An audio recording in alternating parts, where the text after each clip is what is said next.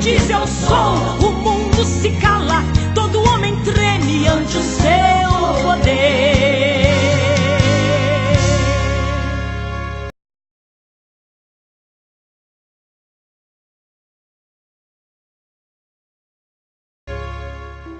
Glória a Deus. A paz do Senhor, irmãos. A paz do Senhor, irmãos. Quem está muito feliz nessa tarde? Deixa eu ver. Então escolhe um irmão bem bonito e dá um sorriso para ele. Sorri para o irmão que está do seu lado. Diz para ele, é hoje. Não, diga mais alto, é hoje. É hoje que o Senhor vai sacudir a sua vida nesse lugar. Abre a sua Bíblia comigo, num texto muito conhecido de toda a igreja. João capítulo 3, do versículo 1 até o versículo de número 8. Havia entre os fariseus um homem chamado Nicodemos, um dos principais dos judeus. Este de noite foi ter com Jesus e lhe disse, Rabi, sabemos que tu és mestre vindo da parte de Deus, porque ninguém faz os sinais que tu fazes se Deus não estiver com ele. A isto respondeu Jesus, em verdade te digo, que se alguém não nascer de novo, não pode ver o reino de Deus. Perguntou-lhe Nicodemos, como pode um homem nascer sendo velho? Pode porventura voltar ao ventre materno e nascer uma segunda vez?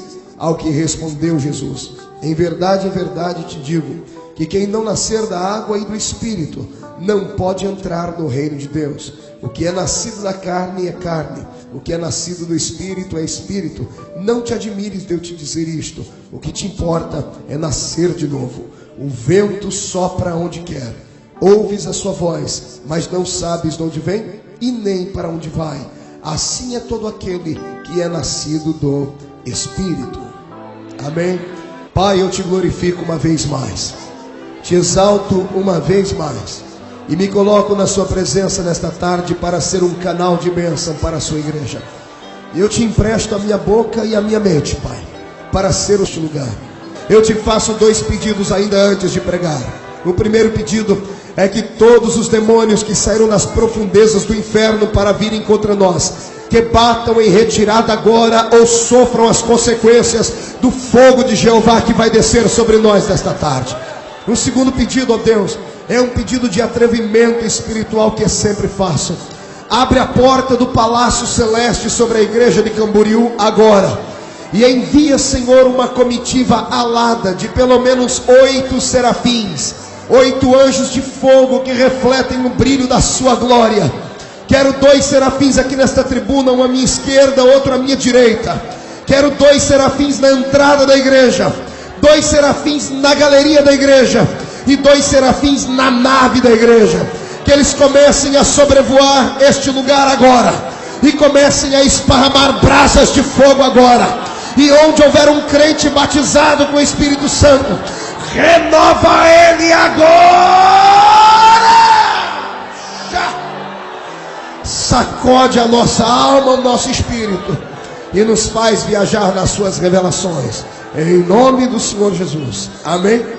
Queridos, eu convido você nesta tarde para uma profunda reflexão em Deus. Quantos estiveram ontem à noite aqui? Deixa eu ver. Valeu a pena ter vindo ontem à noite? Está sentindo a graça de Deus ali ainda? Quando a graça nos envolve, o amor, ele é resplandecente. Na tarde deste dia, o Senhor me deu uma mensagem muito profunda. Eu não sei como é que você vai recebê-la, porque eu prometi que hoje eu ia pregar uma mensagem de fogo, mas eu sou muito obediente à voz do Espírito. E enquanto eu estava lá no apartamento, bem aconchegante que o irmão Milton da pizzaria Fornalha forneceu, o Senhor disse, eu quero continuar o tratamento de ontem, porque pessoas precisam ser curadas aqui nesta tarde. Acontecerá milagres aqui nesta tarde, milagres muito maiores do que paralítico andar e do que cego ver. Acontecerá milagres de vida eterna neste lugar. Quem acredita nisso, só para não perder o costume, abre essa boca bonita que Jesus te deu e dê um glória ao Senhor para escutarmos o ribombar da sua adoração. Pois bem, ao abrir a minha Bíblia no Evangelho de João, capítulo 3, eu encontro uma história antiga, tão antiga quanto antiga é a Bíblia Sagrada. Fico aqui pensando qual dos obreiros que aqui estão atrás de mim, que nunca ousaram pregar a história de Nicodemos. Falar de Nicodemos não é uma arte. Falar de Nicodemos é deixar com que as coisas do passado venham ter algum tipo de influência nas coisas do presente, para transformar-nos no futuro. Quando eu olho para a vida do doutor Nicodemos, eu me empolgo, porque este homem era um ícone na sua sociedade. Mas um homem, ele era o homem.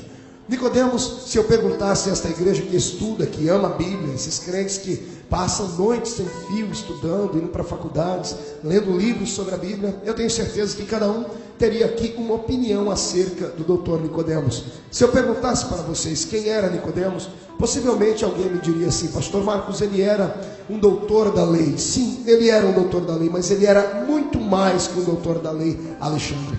Ele era um instrutor bíblico de sua época. Ele era muito mais que um instrutor bíblico de sua época. Ele era um sacerdote. Ele era um sumo sacerdote de sua época. Ele era o homem da religião. Nicodemos era um homem que tinha dentro da sua mente o decálogo todo gravado. Ele tinha os 10 mandamentos. Ele tinha as atribuições da Bíblia do Velho Testamento, ou seja, o Torá, todinho guardado na sua mente. Nicodemos era um homem que qualquer pessoa, ao olhar para ele, ao visualizar a sua presença, chegava à seguinte conclusão: eis ali o retrato de um homem perfeito que Deus sonhou e gostaria que todos nós fôssemos como ele.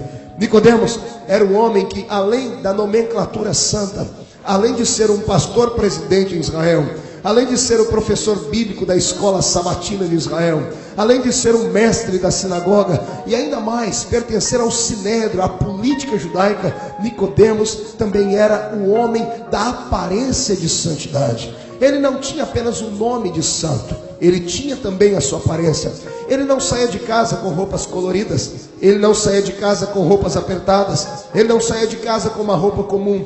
Ele vestia-se de uma roupa de éfode, de linho branco, porque ele era um sacerdote. Ele não saía de casa sem ter na sua cabeça, sobre a sua cabeça, um chapéuzinho chamado mitra ou kippá. E às vezes a mitra vinha escrita assim: santidade ao Senhor. Nicodemos, além de usar este tipo de roupa e este chapéu que o ornamentava, ele não saía de casa sem antes passar um unguento, um azeite cheiroso e perfumado na sua barba, porque conforme ele ia caminhando nas ruas e quem passava perto dele sentia o bom cheiro da tradição judaica.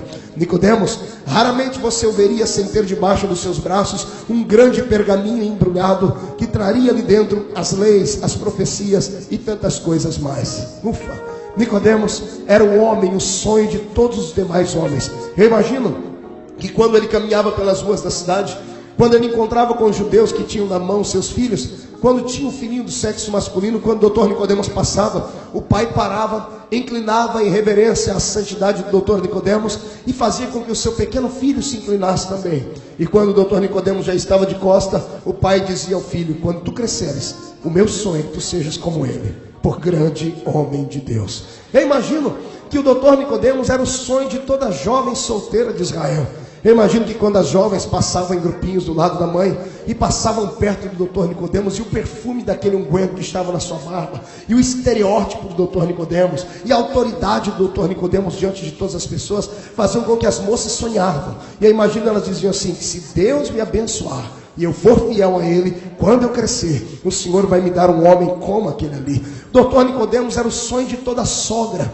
Toda sogra queria ter um genro como ele. Era o sonho de todo sogro. Todo sogro queria ter a filha desposada por um homem de moral. Ninguém nunca pôde apontar o dedo para o doutor Nicodemos e dizer: tu és mundano, tu és um homem que vive uma coisa e prega outra. Ninguém poderia jamais apontar o dedo para ele e dizer que ele era um promíscuo, que ele era um adúltero. Ninguém viu o doutor Nicodemos passar perto dos prostíbulos. Ninguém viu o doutor Nicodemos entrar dentro de uma feira e encharcar a sua cara com cachaça. Ninguém nunca viu o doutor Nicodemos esboçar um sorriso para qualquer que fosse mulher. Ele era um homem da santidade. E quem olhava para aquele homem dizia: é possível sim viver na terra e levar uma vida de santidade. E quando eu olho para o doutor Nicodemos, eu abro um parênteses para dizer: eu vejo a síndrome dele tomando conta dos nossos crentes. Eu vejo muitas pessoas tentando ser como ele, aparentemente santos, ter um bom nome santo, e aquilo que os homens podem ver é apenas aquilo que está por fora. O homem pode muito bem levar uma vida de santidade, aparentemente falando, pode muito bem atuar no palco da vida e se travestir de um homem que ele não é, pode muito bem fazer uma cara de santidade, vestir uma roupa de santidade, carregar a Bíblia debaixo do braço como se fosse desodorante, abrir a boca para não falar palavrões, não contar piadas e assim mesmo recitar versículos. Mas o íntimo do ser humano não pode ser medido por aquilo que ele estereotipa por fora. O ser humano não pode ser qualificado por aquilo que ele representa por fora, mas sim por aquilo que ele é por dentro. Porque quanta gente vive uma vida mascarada. E quando eu olho para o Dr. Nicodemos, eu descubro um crente assim, um homem enrostido e aperfeiçoado por uma religião, um homem que não pregava por amor, não pregava por vocação, mas sim por profissão. Ele era um profissional da sua área, ele era um resultado de uma religião. E quando este homem estava diante dos homens, ele mostrava uma alegria que ele não tinha, ele mostrava um caminho que ele não seguia, ele mostrava um poder que ele não possuía. E a realidade da vida dele só era de fato uma verdade quando ele estava dentro da sua casa, sozinho, longe dos olhares de todos os homens. Quando eu olho para a vida do doutor, eu fico imaginando, como eu citei ontem à noite aqui, que a sorte da mulher adúltera foi que antes de conduzirem-na para o doutor da lei, levaram ela para o doutor Jesus. Porque o doutor da lei olharia para ela, invocaria todas as passagens bíblicas acerca daqueles que adulteram e diria: matem-na em nome de Deus. E ela seria trucidada, vilipendiada, morta, humilhada, por causa de um homem que tinha autoridade na sua mão, que tinha a Bíblia dentro da sua cabeça, mas que não tinha a paz dentro do seu coração.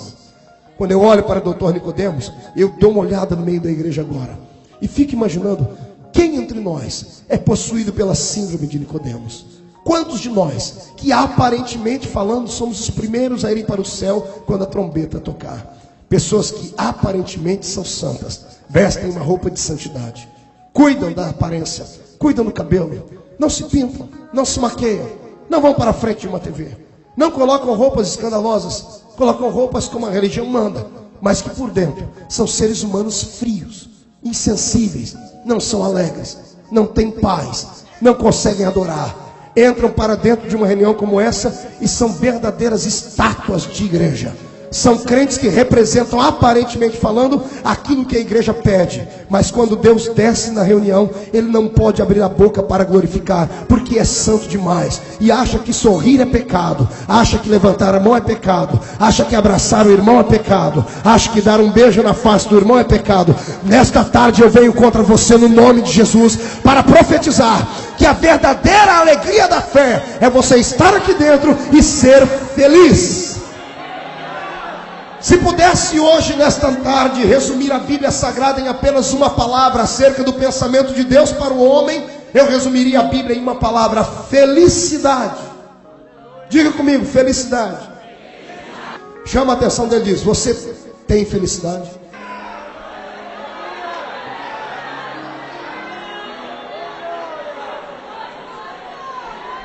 Prepara o lombo para nós apanhar e aperta o cinto para não cair da cadeira. Tem um Deus do céu interessado na sua saúde emocional nessa tarde. Deus não quer que você viva uma vida como os outros querem que você viva. A pior coisa que tem na vida é você fazer aquilo que os outros querem que você faça. É você ser aquilo que os outros querem que você seja e você se enrustir por dentro e ter os seus próprios desejos, os seus próprios pensamentos e não poder liberá-los. Eu quero te dizer nessa tarde que a minha Bíblia diz que se o Filho te libertar, você é livre. Livre para expressar. Igreja não pode ser uma prisão. Você não pode estar aqui dentro apenas porque tem medo de ir para o inferno. Vem para a igreja porque tem medo de ir para o inferno. Ele vai para o inferno dentro da igreja mesmo. Você tem que estar aqui dentro porque é apaixonado por Jesus. Tem que estar aqui dentro porque consegue sentir a presença dele. Eu conheço o crente apaixonado só de olhar nos olhos dele. Eu conheço o crente alegre só de olhar para a cara dele. Amado, não importa quem está pregando nem quem está cantando, ele tem um sorriso nos lábios, ele tem brilho nos olhos, ele é apaixonado por Jesus, não pelo que Jesus vai dar, mas pelo que Jesus já deu à vida dele. Ele sente alegria. Quem é que é feliz aqui nesse lugar? Então abre a boca para glorificar.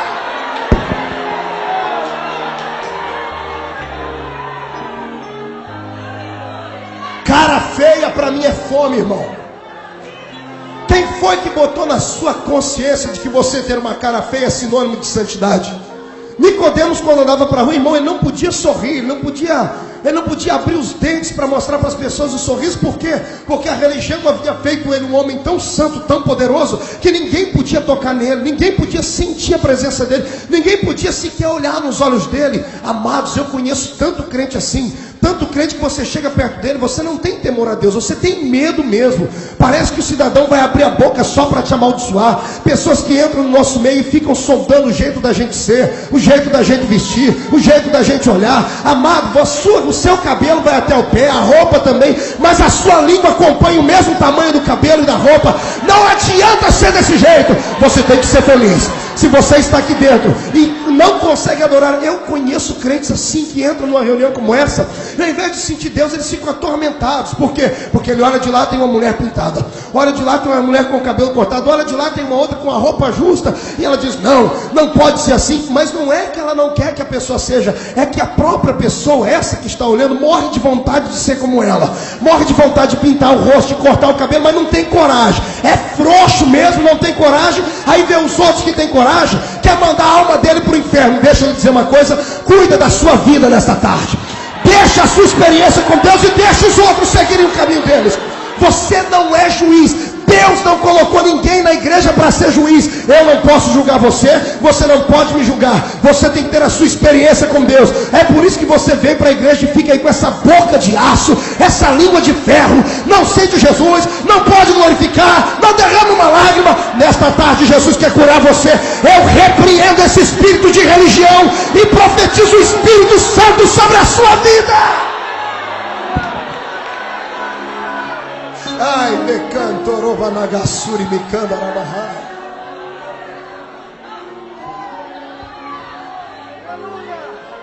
Nicodemos era ensinado a amar a igreja, placa do judaísmo, mas ninguém nunca ensinou ele a amar o ser humano. Sabe o que falta no nosso meio hoje? Não é poder, poder temos bastante. Por isso que eu tenho pedido, Deus, me deixa pregar aquilo que o povo precisa ouvir e não o que o povo quer ouvir. Porque na mente do povo não vamos ouvir o pastor Marcos, mas nós vamos dar uns golpes de Kung Fu igual ele dá no púlpito. Mas poder vocês têm demais. O que está precisando acontecer no nosso meio é uma mudança por dentro. Aqui. Ontem eu vi pastores chorarem aqui numa mensagem tão simples. Por quê? Porque nós somos cheios de religião. Somos mascarados. Vivemos uma vida porque a religião pede. Temos obreiros aqui que a concepção dele é uma, mas ele faz outras coisas. Por quê? Porque tem medo de perder o salário dele, tem medo de perder a igreja, tem medo de perder tudo aquilo que lhe deram. E aí o que acontece? Ele prega uma coisa, ele prega a verdade, mas vive uma mentira por dentro. O que é que você diz que a Bíblia... O que é que você entende quando a Bíblia diz assim? Do que adianta ganhar o mundo inteiro e perder a sua alma? É disso que a Bíblia está dizendo. Você cansar de ensinar, você cansar de pregar sobre o amor, falar e não viver.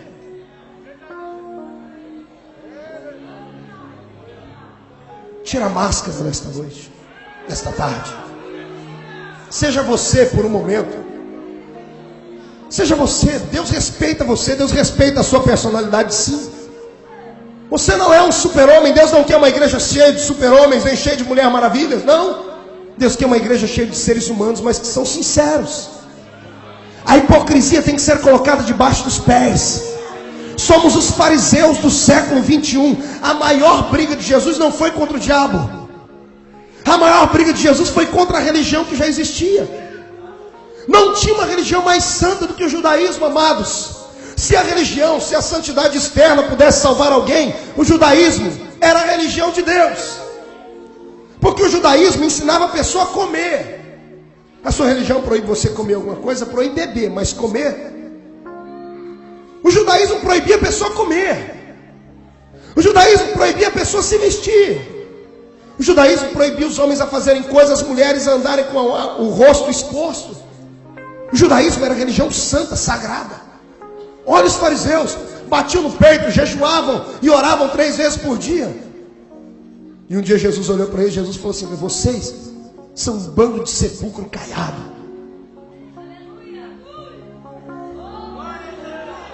Vou lhe dizer uma coisa que vai mexer com a sua estrutura. Não existe nada que você salve, a não ser crer.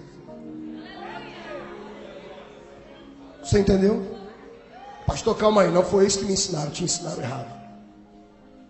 Não há nada que o ser humano possa fazer para ser salvo a não ser crer. Salvação não é por obras para que ninguém se glorie delas. Salvação é um presente. Como eu disse ontem, ele olhou para você, foi com a tua cara e disse: você é salvo, e ponto final. Pastor, mas me disseram, o diabo disse: pega o diabo, e quem te disse, bote debaixo dos seus pés e mande eles catar coquinho na primeira descida que encontrarem no meio do caminho. Você é salvo não pelo que você é, você é salvo pelo que ele é. Você não é salvo pelo que você faz, você é salvo pelo que ele fez. E quem concorda comigo, jogue a mão lá em cima para glorificar.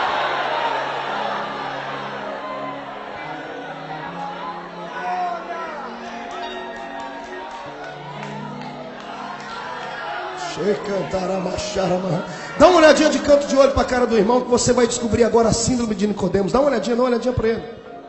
Dá uma olhadinha para o outro. Vou te dizer agora, olha para mim. Nós vamos detectar o espírito de Nicodemos agora, numa mensagem como essa. Se o irmão que está do seu lado travou a boca, irmão, cerrou a cara, está com o nariz comprido, e ele está informagando o corpo dele, morrendo de vontade de ir embora, levantar e brigar comigo, está aí o espírito de Nicodemos. Nós vamos expulsar esse espírito nessa tarde. Nós vamos expulsar esse espírito, porque a religião sem Cristo não traz felicidade. Não basta amar a igreja, tem que amar o Deus da igreja. Não basta fazer o que a religião manda, tem que fazer aquilo que Deus manda. Não basta estar revestido de autoridade por dentro, estar vazio, oco. Hoje Jesus quer curar você por dentro. Aí sim, uma vez curado por dentro, o que vem por fora é graça, é bênção, é alegria. Se você coloca essas roupas que você está vestindo aí apenas porque a sua religião manda e você não é feliz, você está fazendo um sacrifício de tolo. Se você não corta o cabelo apenas porque a igreja não permite, e você não sente isso no coração, você é triste, é infeliz, você está fazendo um sacrifício de tolo. Deus não recebe. Pastor Marco, é isso mesmo. O que você faz para Deus tem que fazer por amor. Tem que fazer não é porque os homens mandaram, mas porque o seu coração foi possuído pelo sentimento de Cristo.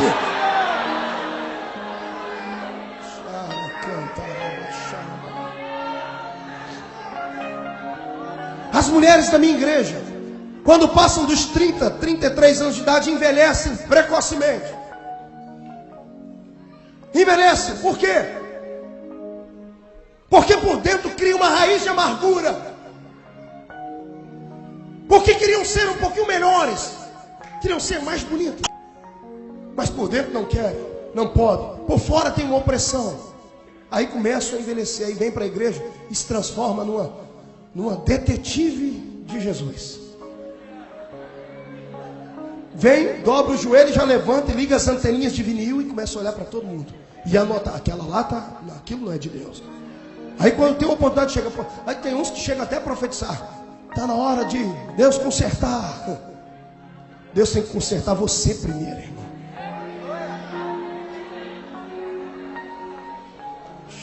Deus nessa tarde quer trazer vida para dentro da sua alma. Nicodemos confundia duas palavras: convicção com conversão. Diga comigo, convicção. Diga comigo, conversão. Pergunta para mim, qual a diferença? Eu não ouvi. Dá para falar mais alto? Claro, vou te explicar agora. A diferença é que convicção se dá aqui. Levanta o dedinho assim, bate na cuca do irmão e diz: aí, ó. Tipo, aqui. Convicção, Silas, se dá aqui. E o que nós temos de crentes convictos, convencidos, é uma bênção. Cidadão vem para a igreja Assembleia de Deus, porque não, eu vou para ali, porque segundo a minha análise sintática teológica, é a melhor igreja que tem. Lá ninguém explora a minha fé, lá ninguém rouba, ninguém mata, ninguém adultera, ou pressupõe que isso não aconteça. Lá é uma igreja organizada, é uma igreja que tem nome, tem renome. Eu vou estar do lado de pessoas que podem ser influentes e vão me influenciar, eu vou ganhar status, isso é convicção. Não, eu vou para lá porque lá minha família está, o meu marido está, o meu filho está, então é conveniente eu estar ali. Aí vem o cidadão, a gente pensa que ele se converteu. Só porque está vestindo igual a gente. Aí ele se veste igual a gente, tem a mesma carteirinha que a gente, até é batizado igual a gente. Só que você senta perto dele no culto, irmão, a única coisa que você sente é arrepio de frio. Que acontece milagre quando a pessoa está na igreja. Cai leve em cima dela. Ela é tomada pela razão, tudo para ela é analisado sinteticamente aqui. E você olha para o cidadão, irmão, não tem vida, parece um zumbi, meio morto, meio vivo. Isso não é só aqui não, aqui também, minhas senhoras. Isso é convicção, diferente de conversão. Se convicção é a cabeça cheia, conversão não se dá aqui, conversão se dá aqui. Coração. Eu conheço uma pessoa convertida só de olhar para ela. A paz do Senhor dela entra dentro da gente igual uma energia. Parece que você tomou um choque. O olhar da pessoa ela olha para você. Ela tem palavra de bênção para te falar. Ela não tem uma palavra de maldição. Ela não vai te sondar, ela não vai te acusar. Porque aquele que foi convertido entende que para se ganhar uma alma custa muito, mas para se jogar fora basta uma palavra torta. Nesta noite Deus manda dizer que esta igreja, nesta tarde, esta igreja não é um júri, um tribunal onde pessoas devem ser julgadas. Esta igreja é um palco onde pessoas vêm para mostrar o que são para Deus, e Deus está sentado no seu lugar. É Deus quem aplaude você numa reunião como essa. É Deus que olha para você e diz: você é meu filho. Deus está feliz com você. Você já viu a sua criança quando ele está querendo escrever? O pai perde as qualidades com o tempo. Quando a criança é pequenina e faz um desenho tudo torto, o pai pega e diz: nossa, que desenho lindo, fica todo vaidoso. O filho vai crescendo. Quando ele faz um desenho meio torto, já não é torto como antes, mas como meio torto, o pai já diz: você precisa melhorar, você não está estudando direito. Eu fico imaginando Deus assim. Quando a gente está entrando na igreja, a gente está errando sempre, mas tudo que a gente faz, Deus olha e aplaude, diz: é desse jeito, você está no caminho, você vai melhorar. Só que Deus não é igual nós, que depois que crescemos exigimos demais. Deus continua sempre olhando para você e vendo você como um bebê. Deus te ama não pelo que você tem, mas pelo que você é. Deus manda dizer que nesta tarde Ele renova o amor dele por você. Se você acredita no amor de Deus, abre essa boca santa para dar um glória.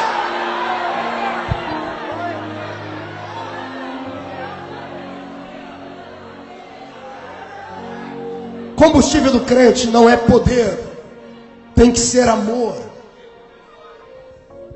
Amar. E ninguém entende mais de amor do que Deus. Por isso que Ele é amor. Estava na Bahia uma vez pregando, eu sempre conto essa história, parece uma história de terror evangélica. Estava pregando lá na Bahia e o pastor me mostrou uma irmã na igreja. Sabe essas irmãs que quando você olha para ela, você diz: meu Deus, corre o bilhetinho, bota o meu nome no caderninho de oração. Ela assim, baiana, né? Baixinha, redondinha, cabelinho branco, coquezinho na cabeça, aquela cara parecendo a dona Benta do Sítio do Capão Amarelo. É uma mistura daquilo. Vovó. E o pastor disse: Marco, aquela mulher quase me matou um dia desse. E por quê, pastor? Ela chegou em mim e disse assim: pastor, olhe por mim porque eu estou doente. E o pastor disse: em 30 anos que eu lhe pastorei, a senhora nunca pediu oração. Então se está pedindo é porque está necessitada mesmo. Vou orar agora e pela tua fidelidade o Senhor vai lhe curar. E ele disse: onde está a doença? E ela apontou para o coração, disse: aqui. E ele disse: desritmia cardíaca? Ponte safena? O que é? Ele disse: não, pastor, não é no coração de carne, é no outro coração. Sabe que o crente tem dois corações: o de carne que pulsa sangue, e o coração de espírito que pulsa sentimentos. O coração de carne está bem, agora o do espírito que pulsa sentimento está doente. Ele disse: por quê? Ela disse: pastor, eu não amo meu marido. E o pastor disse: mas brigou com ele, irmã, perdoa. Ele disse: não, pastor, não é que eu não amo agora, eu nunca amei meu marido. E o pastor olhou para ela e fez essa pergunta que qualquer um faria: por que casou com ele se não amava? Eu sou de uma época que a gente não escolhia marido, pastor, era o pai da gente. Tinha 16 anos, papai chegou feliz na mão com um papel, um telegrama, sorrindo, o olho dele brilhando, dizendo: filha, o seu noivo está chegando aí. Quando tu eras pequena, eu e um amigo, compadre, apresentamos você para o filho dele, e eu prometi você para o filho dele quando ele terminasse de se formar. Ele já se formou, é médico, e agora ele está vindo para receber você. Ela não podia falar nada, porque na época era assim que funcionava. Detalhe, 50 anos de casado. Ela dormiu, tentou dormir. 6 horas da manhã o pai bateu na porta do quarto para convidá-la para ir à estação ferroviária de Salvador. Quando ele bateu na porta, ela já estava pronta, ela nem conseguiu dormir. Chegou na estação ferroviária de Salvador. E lá longe, bem longe, via-se a fumacinha da Maria Fumaça. E o barulhinho, né? Piuí, piuí. Ela disse que cada vez que fazia piuí lá, o estômago dela embrulhava, dava aqueles desarranjos. Emoção. Imagine você, sabendo que está chegando o seu noivo, seu príncipe encantado. Geralmente o príncipe vem em cavalo branco. Ele estava vindo dentro de um trem. Ai, Jesus. E ela disse, lá vem o trem. Quando ele vai chegando perto da estação ferroviária, falta perna, falta braço, falta ar, oxigênio para respirar. Quando o trem para na estação ferroviária, ele despacha o vento, ele faz. Ela disse, quando abriu a porta do trem, desceu aquele trem. Você ri porque não era você lá. Ela disse, pastor, eu não gostei dele. Ele era feio demais. Era tão feio que a gente não sabia se ele estava de frente ou de costa. Era desengonçado, alto, corcunda, tinha uma orelha maior que a outra. O cabelo parecia que a vaca tinha dado uma lambida nele. Uma cara de sonso. Mas eu olhei para o meu pai estava irradiante. Vai casar a filha com o doutor. E ela disse, quando eu tive vontade de sair correndo, mas quando eu vi papai, em respeito, pela tradição, pelo nome da família, eu me casei com ele. Sempre fui uma esposa fiel. Dei a ele filhos. Sempre cuidei dele como se cuida de um príncipe. Dei um amor que eu não tinha. E o pastor olhou para essa história sem solução. Irmão, por que não continua assim? O que foi que te deu que só hoje a senhora veio falar comigo? Não, pastor, eu sempre quis falar, mas não tinha coragem. Com medo do escândalo. Com medo das pessoas me acusarem. Fui ensinado pela mamãe que uma vez assim tem que ir assim até o fim. Só que hoje de manhã, quando eu acordei, eu olhei para o espelho, pastor. E eu olhei para o espelho e sabe o que eu vi? Não aquela menina cheia de vida de 16 anos, bonita. Eu vi uma mulher que envelheceu. Cabelos brancos. Meu rosto está murcho, parecendo um maracujá de gaveta. Meu corpo deformou. Nada em mim atrai mais homem nenhum. E quando eu olhei para aquela figura no espelho, tétrica, fantasmagórica, ela, no espelho, disse para mim, você nunca foi feliz. Eu ouvi essa história e me deu vontade de chorar. Peguei o nome dela, fui para o quarto do hotel orar. Coloquei debaixo do meu joelho e disse, Deus, é uma história que só o Senhor pode resolver. O que você vai dizer para uma mulher dessa? Pastor, o senhor que tem psicologia pastoral, vai mandar ela largar? Quem é que vai querer uma mulher com quase 70 anos de idade? Vai mandar ela conviver com o marido, empurrar a vida com a barriga e esperar a morte chegar? Pedir, Deus, faz despertar o amor no coração dela. Só o Senhor faz isso. Enquanto eu orava em lágrimas por ela, o Espírito me visitou e disse, está com pena dela? Estou. Então o Senhor disse ao meu coração, então tenha pena da minha igreja. Eu disse, por quê? Porque tem de gente na igreja que diz que me ama. Diz que é minha noiva. Que vai se casar comigo. Mas que nunca sentiu nada por mim. Querem aquilo que eu tenho para dar. Querem as bênçãos, mas não querem compromisso. Estão na igreja porque o pai e a mãe obrigam. Estão na igreja porque a família inteira está. Mas não sente um carinho por mim. Incline a sua cabeça.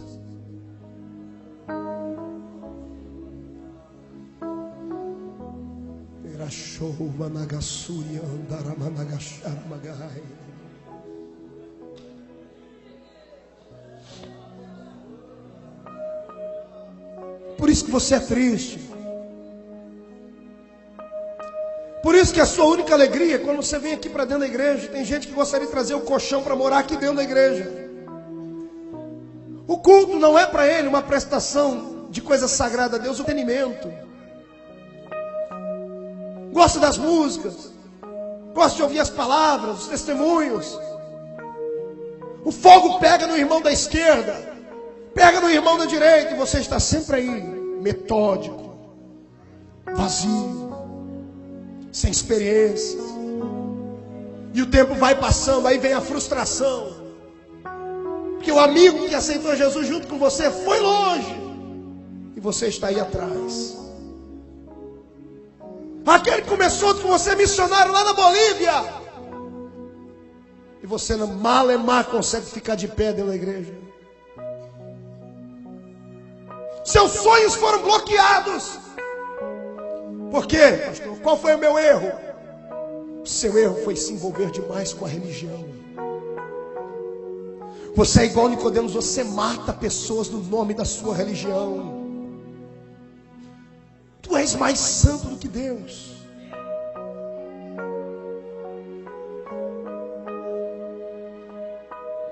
E há um Deus no céu olhando para você e dizendo: filho, não é assim que eu te quero. Eu quero você apaixonado por mim. Eu quero você me amando acima de todas as coisas. Quero você fazendo coisas não porque os homens impuseram sobre ti. Quero você fazendo coisas por amor a mim. Há um Deus no céu nesta tarde querendo uma mudança na sua alma. Dá glória a Deus. Quando eu falo de fogo é fácil. Saltar quando eu digo que tem anjos aqui dentro é fácil. Quero ver da glória a Deus agora. Quando a sua alma está diante de você aberta.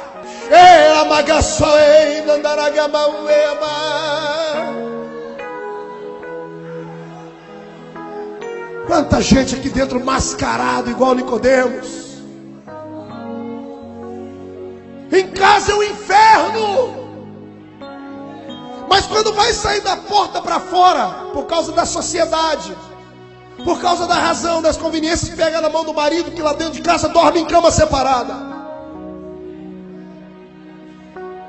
E o marido ainda disse: se você contar para alguém eu te bato. Aí vem para dentro da igreja. Aí ninguém sabe por que você só chora. Ninguém sabe por que você não sente Deus. Aí lá na frente há uma tragédia te esperando. Aí você não sabe por que acontece desgraças no nosso meio.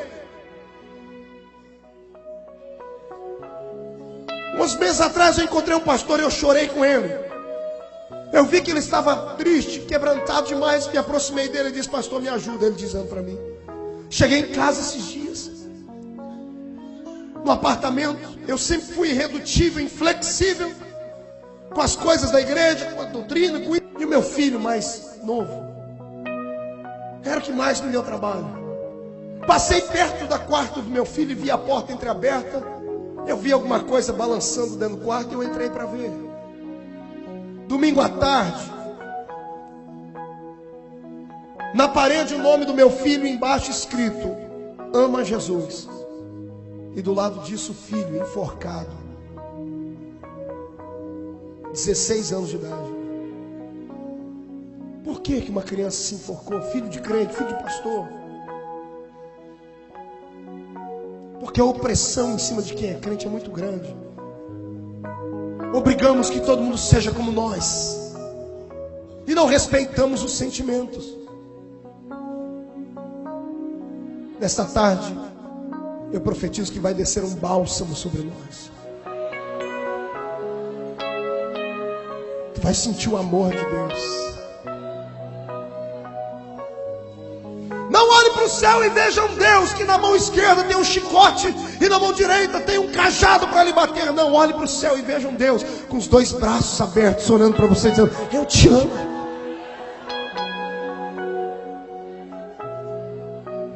O Senhor está dizendo ao meu ouvido aqui que está curando pessoas por dentro.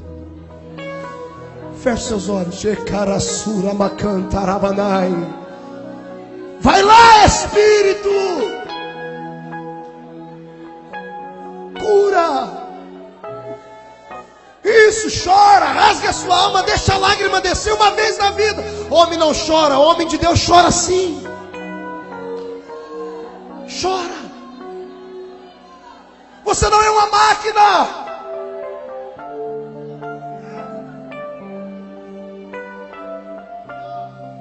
Sinto Deus aqui, Júnior.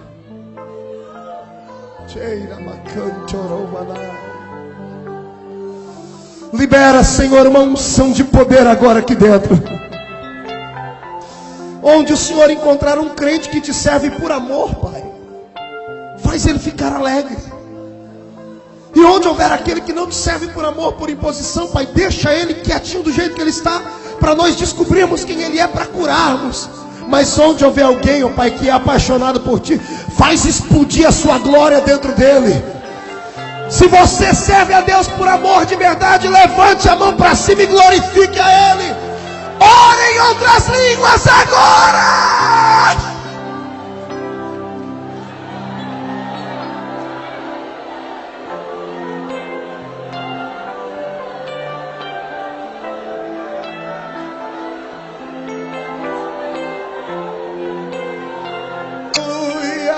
Isso aqui não é um culto de libertação, pois bem, Deus quer te livrar hoje das garras da religião. Jesus está tendo compaixão de ti, está tendo misericórdia de ti. Misericórdia é pegar alguém que está sofrendo e colocar ele dentro do seu coração. É isso que Jesus está fazendo. Você vai ser feliz. Ah, se vai, vai sim.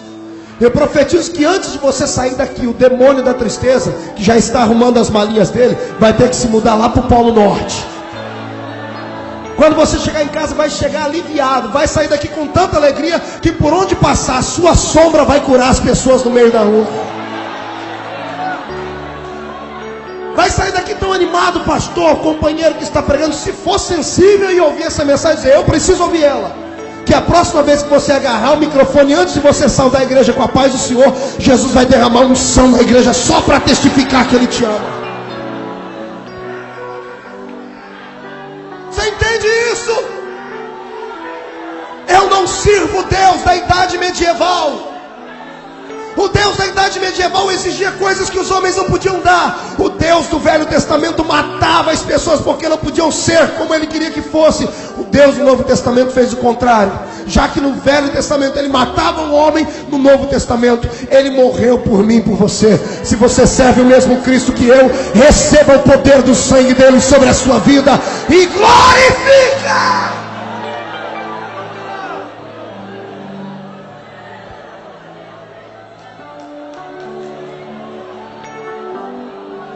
Chora mesmo, não dá atenção para esse crente gelado do seu lado aí não. Deixa esse fariseu para lá, irmão. Desencosta dele. Se você está sentindo frio, desencosta dele, ou dá um grito no pé da orelha dele e manda ele se converter. Nesta tarde eu quero falar com as pessoas que têm coração aqui. Eu quero falar com os coxos, com os mancos, os ressecados, porque Jesus veio e foi para esse tipo de gente. Se você é santinho demais, vai para casa assistir a sessão da tarde. Fica aqui comigo aquele que precisa do toque de Deus, da cura de Deus, da paixão de Deus.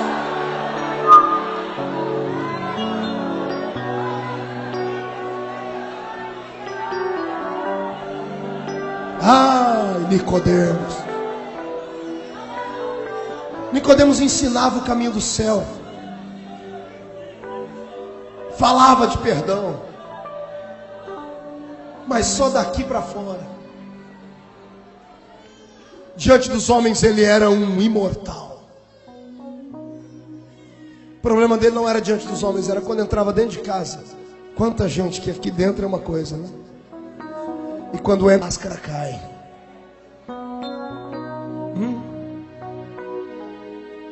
Quantas pessoas que aqui dentro, ou mesmo na rua, colocam roupas de santidade, quando estão dentro de casa, se soltam. Ouvem músicas mundanas o dia inteiro, rocks, pauleira, músicas sensuais, mas ninguém pode saber porque é o seu pecado secreto, é o seu pecadinho de estimação. Todo ser humano tem um pecadinho de estimação. Todo ser humano, aqui nessa válvula que pulsa sangue, tem histórias escondidas que, se as outras pessoas descobrirem, é tão vergonhoso que você queria abrir um buraco e pular dentro. Quem aqui não tem um segredo? Qual ser humano não tem um segredo? Tem pessoas aqui que se contassem para nós, se Deus hoje resolvesse entrar aqui dentro e dizer, olha, eu vou transformar essa parede numa tela de cinema, e todos que estão em cima desçam, porque eu vou passar aqui um filme. Os anjos estariam cercando a igreja, ninguém entrava nem saía. E Deus ia pegar aqui esse púlpito, ele não precisava de microfone, porque a voz dele é como voz de muitas águas. Ele diria assim, gente, eu estou cansado com a hipocrisia de vocês. Estou cansado com a vida dupla que você vive. Então hoje eu resolvi mostrar para todo mundo quem é que você é de verdade. Resolvi desnudar você diante do povo. Porque diante do povo você é um santo. Uma santa. Então eu vou mostrar para todo mundo quem você é, tá bom? Apagasse-iam as luzes. Começaria o filme lá embaixo. Protagonista principal, coloca o seu nome. E Deus começasse a abrir para todo mundo aquilo que você é, às escondidas. Os nossos pecados ministeriais, pastores. A nossa atitude com a família dentro de casa. Ia ter gente, pastor Silas, que nunca mais se atreveria a subir aqui para pregar.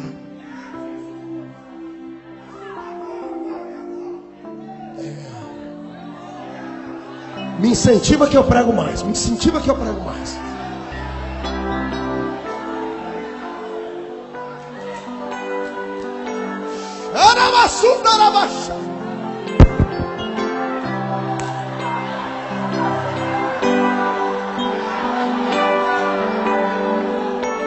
Vai cair por terra os demônios que oprimem você.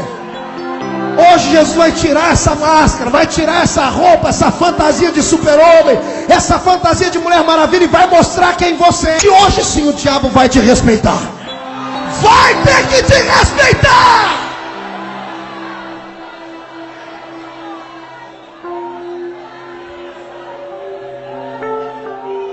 Ai, Jesus. Nicodemos sai de dentro da congregação no sábado, depois de ter pregado e ensinado. Está andando na rua, peito estufado, barriga murcha, cara fechada. As pessoas vão passando perto dele, todo mundo vai inclinando a cabeça e ele vai andando. Super-homem, vai andando. Um gigante. Quando entra dentro de casa e ele fecha a porta atrás dele, ó Nicodemos, pergaminho debaixo do braço, vou passando, todo mundo inclina a cabeça, ok? Vamos lá, 1, 2, 3. Isso, respeito. Cadê? Inclina a cabeça. Isso. Cara fechada. Me dá bom dia, me dá bom dia. Fala bom dia.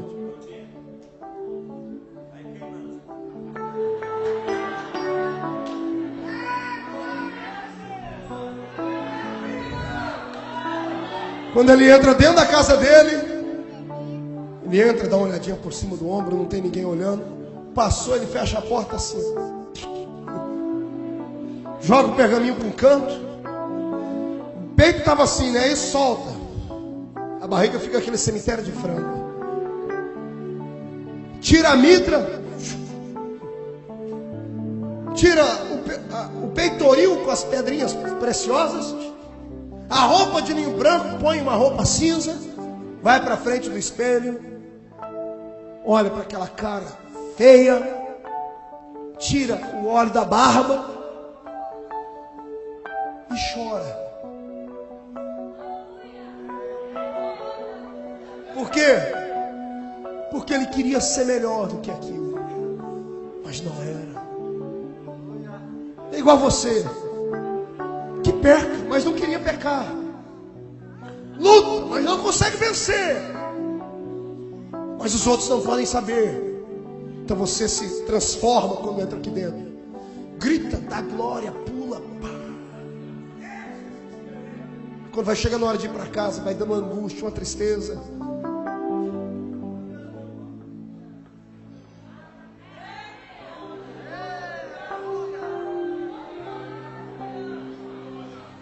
Lá em cima no céu, Deus debruçado na janela, olhando para ele, fazendo assim. Ganha o mundo inteiro. Está perdendo a sua alma. Ele não dormia de noite. Alguém disse que ele foi ter com Jesus de noite porque ele era importante. Mentira. pessoas mais importantes que ele foram ter com Jesus de dia, pastor Paulo. Ele foi ter com Jesus de noite porque ele sofria de insônia. Não dormia.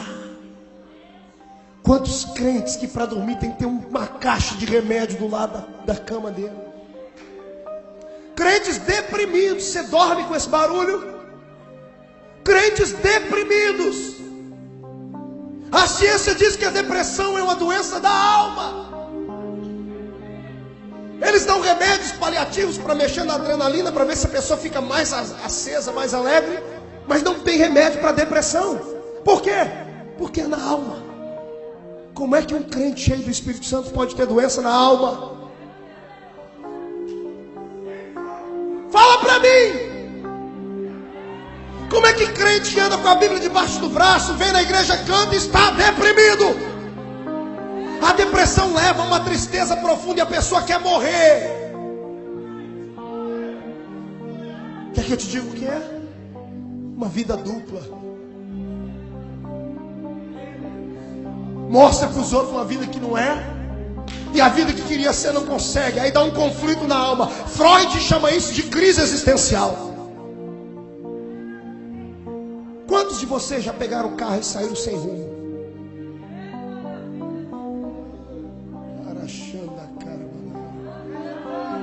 Isso é revelação. Quantos de vocês essa semana disseram: Deus, por que eu nasci? Me mata. É o grito da sua alma.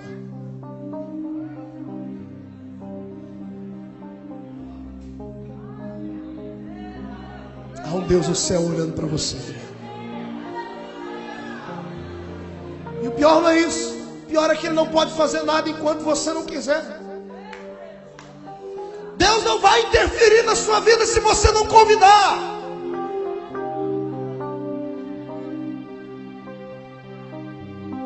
Nicodemos acorda de noite, que ele dorme de cá, vira para lá, travesseiro parece que tem espinhos.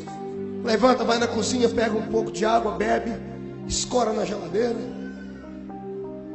olha a luzinha do micro-ondas acesa. Estou contemporaneizando a mensagem. Aí ele começa a beber aquela água, ela desce quadrado a água. De repente uma luz, puf. Ele lembra que alguém de manhãzinha disse assim: olha, tem um tal de Jesus aí. E ele vai dar uma palestra na casa do fulano de tal. Dizem que até morto ele ressuscita. Ele encontra uma luz no fundo do túnel.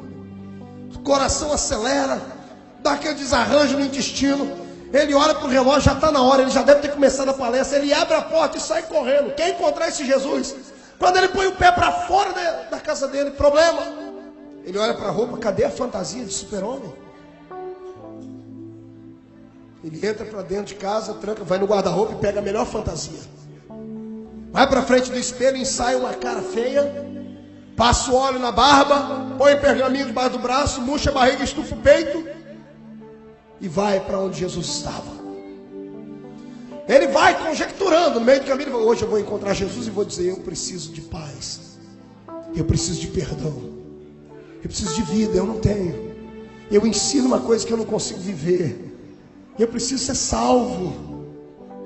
E quando ele chega na porta, o endereço, quando ele bate na porta, alguém abre. Quando alguém abre a porta, ele olha lá na frente. Quem está sentado lá na frente, bem no rumo da porta? Jesus, com a perninha dele cruzada. O senhor vira essa cadeira para mim e sente aqui. Isso. Vire para mim, isso. Cruza as pernas, põe a mão na perna. Nicodemos bateu, olha quem está lá, Jesus olhando para ele, dá um sorriso. O sorriso de Jesus já mexeu com Nicodemos inteirinho. Quando Nicodemos sorri, quando Jesus sorri, Nicodemos já entra. Ele entra para confessar. Ele já entra para gritar: eu sou. Quando ele entra, a casa estava assim de gente. Pergunta para mim quem é que estava lá. O presbítero da igreja dele, os diáconos, o povo da tarde da bênção, os líderes de mocidade, está todo mundo lá. E agora, ele ficou vendido entre dois. Ele confessa os pecados para Jesus, perde todo mundo ou não? Se ele fala para... Quem mandou você virar? Volta para lá. Se ele fala para Jesus: ei, eu vim aqui porque eu sou um desgraçado, cego, pobre, eu preciso de paz, ele ia ganhar Jesus, mas ia perder a multidão. Ele ia perder o salário dele da igreja. Ele ia perder o status diante do povo. Ele ia perder o carinho. Os holofotes não estariam mais sobre ele. Mas em compensação ele ia ter paz. Ele ia para o céu direto. Ele ia desfrutar de uma alegria que só sente quem é salvo em Jesus de Nazaré. Mas pergunta para mim o que foi que ele escolheu. Ele preferiu os holofotes do que o perdão. Ele preferiu uma vida fantasiosa do que confessar para Jesus quem ele era. Aí ele esquece a salvação, esquece a tristeza da alma e faz aquilo que ele melhor sabia, atuar. Levante a mão para cima, agarra o ombro do irmão, chacoalha ele e diz: você é um ator? Olha o ombro do irmão aí em cima, chacoalha embaixo. Chacoalha e diz: você é um ator? É um artista? Estou terminando, mais 3 horas eu acabo. Me disseram que eu posso pregar até meia-noite mesmo. Não tem culto hoje, não tem nada, então eu vou embora. Só solta o microfone a hora que Deus me mandar. Amém? Dá um grito de glória a Deus.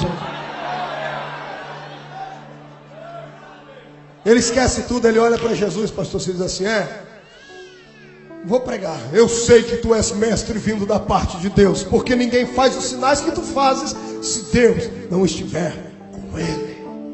Quando ele falou isso, irmão, se aquele povo fosse batizado pelo Espírito Santo, estava tudo falando em língua estranha.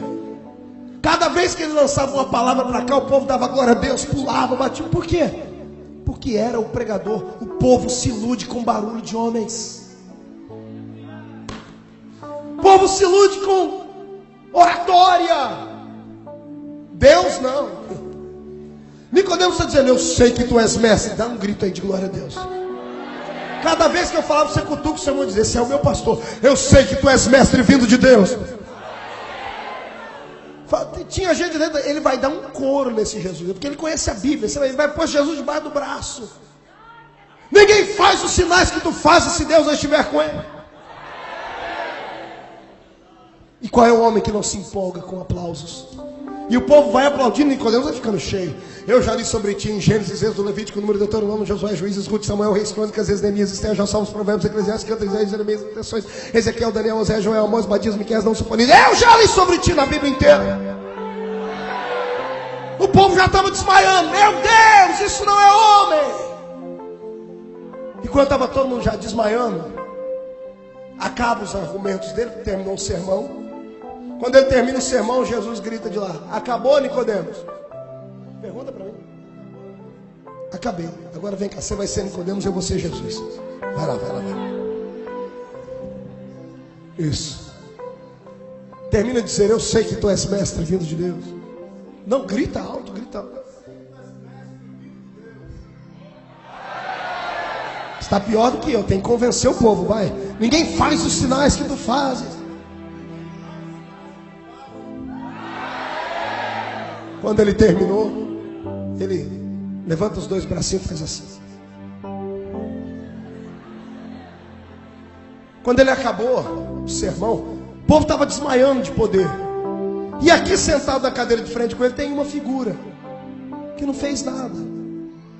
Não gritou, não pulou, só ficou olhando para ele. Terminou, Nicodemos? Com licença, é a minha vez. Fique aí. Lá vem Jesus agora.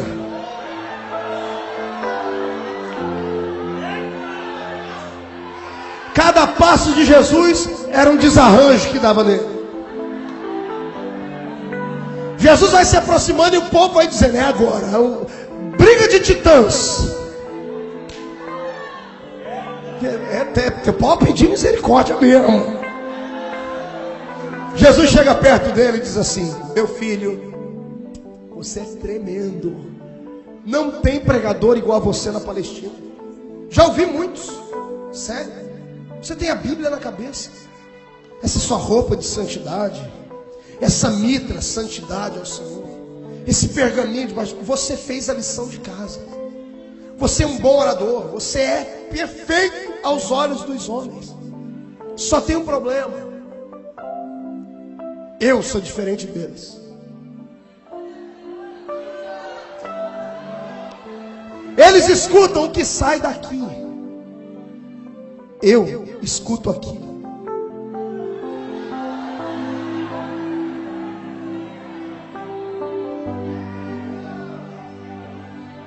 Com a boca você diz que eu sou mestre.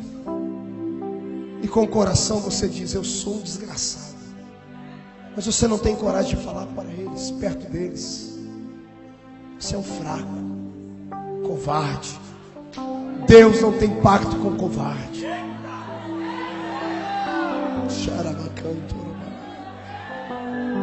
Nicodemos fica desconcertado. Jesus olha nos olhos dele. Você só precisa de uma coisa simples. Você precisa nascer de novo. Entendeu? Eu vou dizer de novo. Você precisa nascer de novo. Obrigado, pode ser. Escute. Falar para uma prostituta que ela tem que nascer de novo é fácil. Falar para um drogado que ele tem que nascer de novo é fácil. Falar para o pastor Nicodemos? Falar para o presbítero da cidade de Camboriú? Falar para a líder do ciclo de oração? Falar para esse crente que está do seu lado aí arrotando santidade? Com esse olho seco igual o olho de coruja? Parece que comprou a igreja, parece que é o rei. O rei da cocada santa. Quem é que aceita? É por isso que quando eu prego por aí, as pessoas dizem, quem é esse menino para querer nos repreender? Quando eu estou pregando eu não sou menino, eu sou profeta. Vai falar com o meu Deus. Foi Ele que mandou eu pregar. E outra mais, Deus só fala com quem está presente. Ele não veste a carapuça.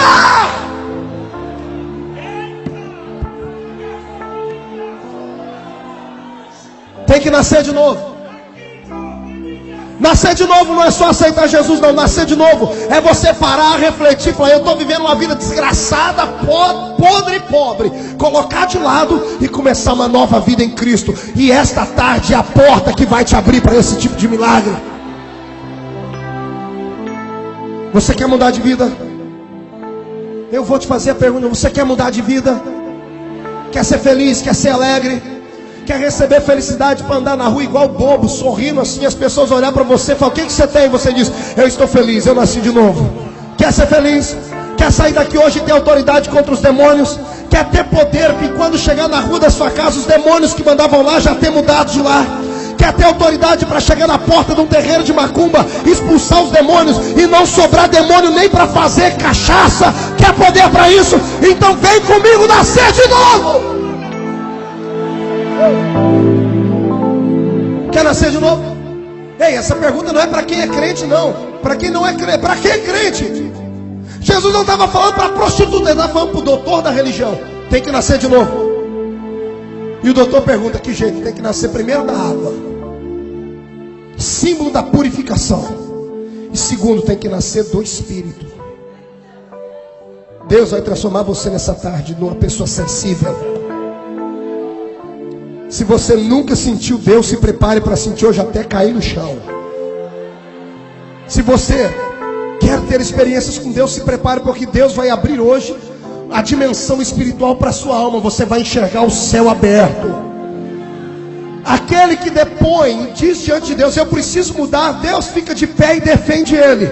Aquele que enruste o seu pensamento, o seu sentimento e não quer mudança, Deus vomita ele. Quer ser vomitado ou quer ser transformado nessa tarde? Deixa-me ver, quem quer ser transformado aqui? Então olhe para o seu irmão e diga para ele com coragem, abra a boca e diga, eu vou mudar. Não, diga, eu vou mudar. Diga, eu não vou ser mais crente só na igreja. Vou ser crente no poder de Deus. E se isso é verdade, eu quero que você abra a sua boca e glorifique tanto até ficar rouco. Quero ver você jogar a mão para cima, glorificar a Deus. Se quiser ficar em pé para bater palma, plantar bananeira, correr. Se quiser profetizar, deixa Deus se tomar. E aí, pastores, querem ser usados por Deus? Querem ser usados como nunca antes foram? Esquece tudo que veio até ontem e começa uma vida nova a partir de agora. Há um vinho novo sendo derramado nesta tarde. Há um vinho novo descendo do céu. Vinho novo só pode ser derramado. O odre velho vai romper. Eu profetizo agora que esta geração verá o céu aberto e o Filho de Deus assentado à direita do Pai. Amém. Fica de pé comigo. Feche seus olhos. Em novembro você vem que eu vou pregar mensagem de fogo para todo mundo plantar bananeira, gritar, falar em línguas. Hoje, para esta reunião, é esta mensagem. O que é que vai acontecer comigo agora, pastor? Pega na mão do irmão que você vai ver.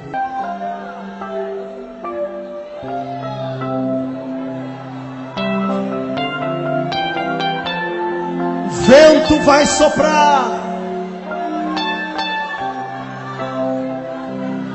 Remanto cobalagassuriandarabanaras.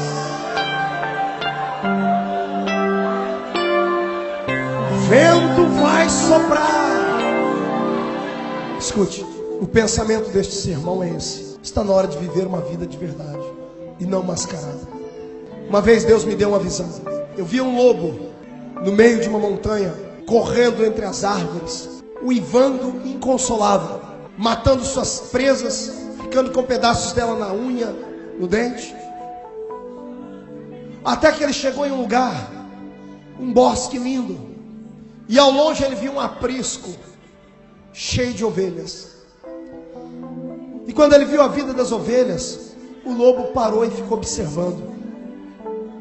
As ovelhas não gritavam, não desesperavam, viviam em grupo, e tinha um pastor que cuidava delas. O lobo sentiu inveja das ovelhas. Foi lá no aprisco, chamou o pastor e disse: pastor, tem jeito de eu virar ovelha? E o pastor bondoso disse: olha, você vai ter que se esforçar muito. E ele: eu estou disposto. E o pastor abriu a porta do aprisco e o lobo entrou. O lobo não tinha culpa de ser lobo. Ele não pediu para nascer. Mas ele estava cansado da vida que ele estava vivendo, solitário, no meio de coisas horríveis, no meio de podridão. E ele começou a tentar viver uma vida igual às ovelhas. As ovelhas iam correndo, com os passos pequenininhos, ele ia correr junto com elas, ele atropelava elas. E ele pedia desculpa, porque ele não era uma. O pastor vinha colocar capim na boca da ovelha, a ovelha vinha e comia. Ele foi colocar capim na boca do lobo, o lobo engoliu a mão dele. Eu dei um tapa na cabeça do lobo, o lobo soltou a mão e disse: me desculpe, é o meu instinto, eu vou mudar. Quando Deus me deu essa visão, disse: Deus, quem era esse lobo? O Senhor disse: esse lobo era você, Marco. Nasceu lobo, nasceu com o estigma do pecado, nasceu querendo fazer coisas erradas. Mas um dia passou perto do aprisco chamado Assembleia de Deus e viu a vida das ovelhas assembleianas, bonitas, perfumadas. Um pastor cuidava delas. E eu então quis ser uma ovelha, mas eu era um lobo. Eu não tinha culpa de ser lobo. Alguém aqui pediu para nascer? Você acha que o maníaco do parque quis nascer o maníaco do parque? Você acha que um bandido, um assassino, um drogado queria isso para a vida dele? Mas você entrou no meio do aprisco igual eu. E eu tentei ser crente, não consegui. Aqui dentro eu era crente, mas quando saí dentro da igreja eu liberava os meus instintos. Até o dia do batismo. No batismo alguém disse para o lobo: olha, agora você vai virar ovelha. Porque tem gente que acha que o batismo é uma transformação e é só uma confissão pública. Batizaram o lobo. Quando o lobo levantou, ele achou que ele já ia levantar com pata de ovelha. Quando ele olha para a pata, ele ainda tem garras. Ele ainda tem couro de lobo, boca de lobo. Alguém chama ele e diz: agora você é crente, você tem que dar um jeito. Aí fantasiam ele de crente, fazem uma capa de ovelha bem bonita e colocam nele. É isso que você é, um lobo vestido de ovelha. Não estou falando isso no mau sentido da palavra, estou falando isso com carinho. Você é um lobinho. E aí, comida de ovelha é diferente de comida de lobo. Ovelha come capim, lobo come carne. O lobo agora tem que acostumar a comer capim, ele não consegue. Vai comendo, aquilo não satisfaz.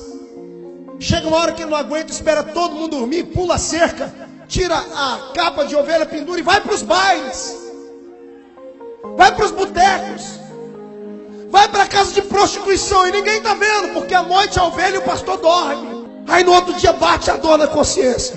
Aí você chega de manhãzinha na igreja, veste a capa de ovelha e fica sentado ali, morrendo de medo de Deus derramar fogo no culto e revelar os seus pecados. Sua vida é uma desgraça.